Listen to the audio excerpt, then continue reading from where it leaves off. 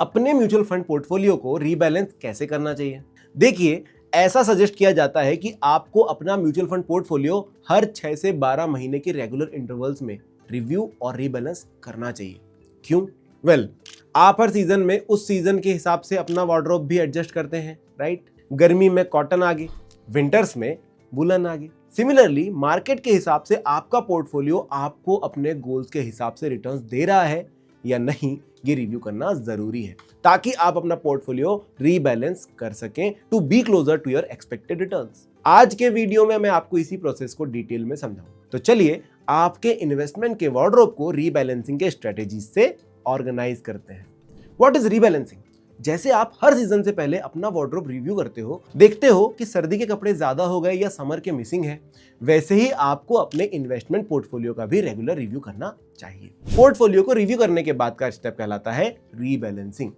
Rebalancing का मतलब simple है, आपके पोर्टफोलियो का जो ओरिजिनल प्लान था उसी प्रोपोर्शन में फिर से अपने इन्वेस्टमेंट को अलाइन करना between equity and debt instruments. एक एग्जांपल से रीबैलेंसिंग समझाता हूं। मान लीजिए आपने 10 लाख रुपए इन्वेस्ट किए, 6 लाख रुपए इक्विटी म्यूचुअल फंड में 60% और 4 लाख रुपए डेट फंड्स में यानी 40%। अब अज्यूम कर लेते हैं कि एक साल बाद मार्केट में इक्विटी ने जबरदस्त रिटर्न दिया। अब इक्विटी का वैल्यू हो गया 8 लाख रुपए और डेट का 4,20,000 रुपए। टोटल पोर्टफोलियो अब 12,20,000 रुपए का हो गया। न्यू अलोकेशन बन गया इक्विटी 65.57% और डेट हुआ 34.43%। इसका मतलब है कि आपका रिस्क लेवल भी ऑटोमेटिकली बढ़ गया है क्योंकि इक्विटी का शेयर ज्यादा हो गया। रीबैलेंसिंग में आप 0.68 लाख रुपीस इक्विटी विड्रॉ करके डेट में इन्वेस्ट करते हो ताकि ओरिजिनल 60:40 का रेशो वापस मेंटेन हो जाए। है ना simple? Why do review and rebalancing go hand in hand? Review आपको दिखाता है कि आपका पोर्टफोलियो कहां पहुंच गया है, वाइल रीबैलेंसिंग आपको आपके ओरिजिनल प्लान को ट्रैक पर लाने की अपॉर्चुनिटी देता है। एक्सपर्ट्स मानते हैं कि हर 6 से 12 महीने में या जब भी मार्केट में मेजर मूवमेंट हो, आपको अपना पोर्टफोलियो रिव्यू और रीबैलेंस करना चाहिए। पर यह जरूरी क्यों होता है?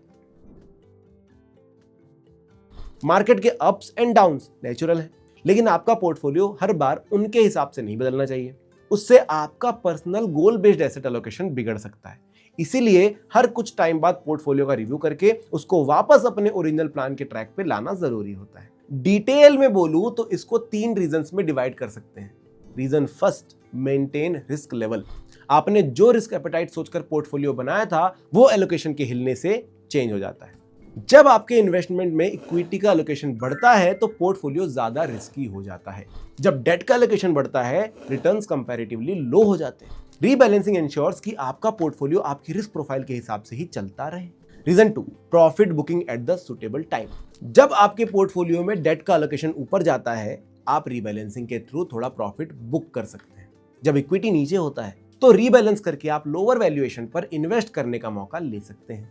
ये एक डिसिप्लिन बेस्ड स्ट्रेटेजी है जो आपको बाय हाई सेल लो से बचा सकती है। रीजन 3, लॉन्ग टर्म रिटर्न्स को स्मूथ करने के लिए। Mutual fund investments long term होते हैं बट मार्केट शॉर्ट टर्म में वोलेटाइल होती है। Rebalancing helps reduce that volatility. When to rebalance your portfolio? जैसे आप अपना wardrobe twice a year season के हिसाब से चेंज करते हैं, वैसे ही अपना पोर्टफोलियो भी रेगुलर इंटरवल्स में रीबैलेंस करना जरूरी है। आप ये रीबैलेंसिंग 2 तरीके से परफॉर्म कर सकते हैं। पहला, टाइम बेस्ड रीबैलेंसिंग। ईयरली हर साल एक बार या हाफ ईयरली 6 महीने में एक बार। यह मेथड सिंपल होता है। आप एक फिक्स डेट चूज करके हर साल उस डेट पर अपना पोर्टफोलियो रिव्यू कर सकते हैं। Option 2, threshold based rebalancing. जब भी आपको लगे कि आपके पोर्टफोलियो में कोई भी एसेट क्लास 5% या 10% से ज्यादा डेविएशन कर रहा है तो रीबैलेंस कर सकते हैं। यह मेथड ज्यादा डिसिप्लिन्ड होता है बट थोड़ा मॉनिटरिंग इंटेंसिव भी। How to rebalance your portfolio? Step by step. जैसे आप गर्मियों के आते ही समर क्लोथ्स को फ्रंट रैक पे ले आते हैं और स्वेटर्स को बैक में रख देते हैं, वैसे ही म्यूचुअल फंड्स भी आपको शिफ्ट, ऐड और कट करने होते हैं। आप ये प्रोसेस 3 सिंपल स्टेप्स में कर सकते हैं। Step 1, review current portfolio. आप अपने म्यूचुअल फंड इन्वेस्टमेंट ऐप में अपना पोर्टफोलियो चेक करें। देखिए कि आपने जो ओरिजिनल एलोकेशन सेट किया था, क्या आपका पोर्टफोलियो उससे सिमिलर है। जिन इन्वेस्टमेंट इंस्ट्रूमेंट्स में आपने इन्वेस्ट किया है, क्या वो आपके एक्सपेक्टेशंस के अनुसार परफॉर्म कर रहे हैं। देखिए कि रिस्क और रिटर्न का बैलेंस कैसा है। Step 2, identify overweight and underweight areas.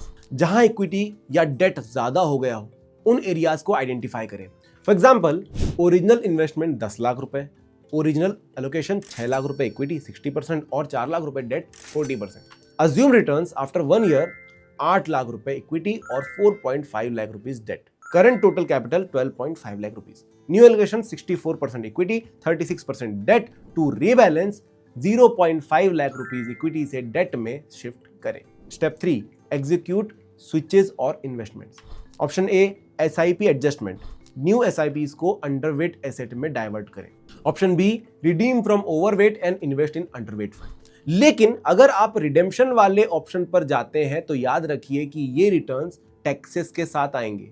For equity mutual fund less than 1 year 20% STCG और उसके ऊपर 12.5% तक tax. For debt mutual funds post 1 April 2023 indexation हट गया है तो आपको अपने टैक्स स्लैब के हिसाब से ही रिटर्न्स पर टैक्स देना पड़ेगा, चाहे एलटीसीजी हो या एसटीसीजी। इसलिए हर रीबैलेंसिंग में रिडेम्पशन अवॉइड कर सकते हैं। SIP redirection plus fresh investments का बैलेंस आपको एलोकेशन मेंटेन करने में हेल्प कर सकता है विदाउट ट्रिगरिंग कैपिटल गेन्स।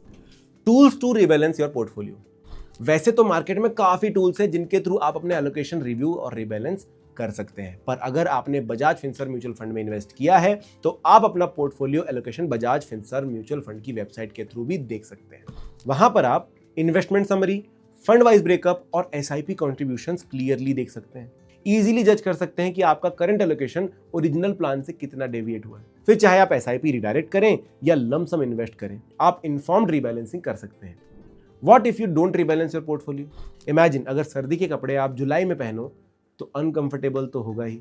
उसी तरह पोर्टफोलियो इम्बैलेंस होने से आपके इन्वेस्टमेंट आपको अनकंफर्टेबल रिस्क और रिटर्न्स दे सकते हैं। अगर आपका इक्विटी एलोकेशन हाई है और बियर मार्केट चल रहा है तो आपको ज्यादा लॉसेस उठाने पड़ सकते हैं। ऑन द अदर हैंड, अगर आपका डेट एलोकेशन हाई है इन बुल मार्केट तो आप पोटेंशियल रिटर्न्स का अपॉर्चुनिटी मिस कर सकते हैं। Best practices for rebalancing your portfolio. Rebalancing related कुछ बेस्ट प्रैक्टिसेस आप ध्यान में रख सकते हैं। अगर आप एक बिगिनर इन्वेस्टर हैं तो आप साल में एक बार अपना म्यूचुअल फंड पोर्टफोलियो रिव्यू कर सकते हैं और रीबैलेंसिंग के लिए एसआईपी रीडायरेक्शन ट्राई कर सकते हैं। अगर आप एक एक्सपीरियंस्ड इन्वेस्टर हैं तो आप थ्रेशोल्ड स्ट्रेटेजी ट्राई कर सकते हैं। थ्रेशोल्ड स्ट्रेटेजी का मतलब होता है अपने एसेट्स को तब रीएलोकेट करना जब वो अपने प्रीवियस एलोकेशन से एक पर्टिकुलर थ्रेशोल्ड से डेविएट हुआ हो। मान लीजिए आपने 60% इक्विटी एलोकेशन किया और डिसाइड किया कि इसे आप तब रीबैलेंस करेंगे जब ये अपने ओरिजिनल एलोकेशन से 5% डेविएट हो, तो इस एलोकेशन के 65% होते ही आप रीबैलेंसिंग करेंगे। इस स्ट्रेटेजी के लिए आप क्वार्टरली अपना पोर्टफोलियो चेक कर सकते हैं। अगर आप एक पर्टिकुलर गोल के लिए इन्वेस्ट कर रहे हैं, for example child's education in 2 years, जैसे ही आप अपना गोल अप्रोच करने वाले हो आप ग्रेजुअली इक्विटी से डेट में शिफ्ट कर सकते हैं। इस स्ट्रेटेजी को कहते हैं गोल based rebalancing. Rebalancing rocket science नहीं है, बस एक डिसिप्लिन्ड हैबिट है जो आपके रिस्क और रिटर्न्स का बैलेंस बनाए रखने में हेल्प करता है। इसीलिए साल में कम से कम 1 या 2 बार अपना पोर्टफोलियो रिव्यू और रीबैलेंस करने की आदत बनाएं। और अगर कोई कंफ्यूजन हो तो अपने फाइनेंशियल एडवाइजर से कंसल्ट जरूर करें। म्यूचुअल फंड निवेश बाजार के जोखिमों के अधीन है। योजना से जुड़े सभी दस्तावेजों को ध्यान से पढ़ें।